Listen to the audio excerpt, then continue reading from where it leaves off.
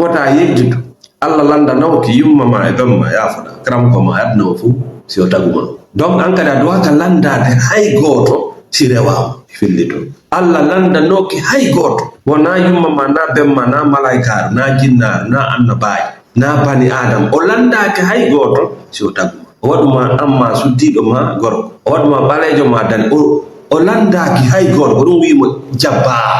an kadi ta lando hay goto si rewa ta goɗɗo suɓane ni fofirta ni darartaɗa ni hattartaɗa ni gañartaɗa ko yiyande makko kam yaw jangana hoorema qouranama ella la de commencer par le religieux parce que ngaray ka adna ɗo e ganda goɗɗum forcément ko be traverser religion c'est forcément sadi be yiida e tagu ngun taw mais une fois a woni hellifaɗo a woni mature a woni ɓenduɗo haray ɓe felaka hande kadi yumma ma feletake bemma feletake goto feletake hande kadi parce que a ɓendi ko hanno yaha ɗaɓɓita c'est quoi la religion a joni a andi sa wujji a ƴetti ko a jeeya ida andi ko duwaɗa fawede a andi sa bugike ka jeeya ida andi ko duwaɗa fawede c'est que a ɓendi a andi ko duwaɗa wadde e ko duwaɗa accude donc ha ka wonno si tawi a sennidira c'est quoi le religieux c'est quoi la religion et oui la religion c'est ce qui te relie à ton créateur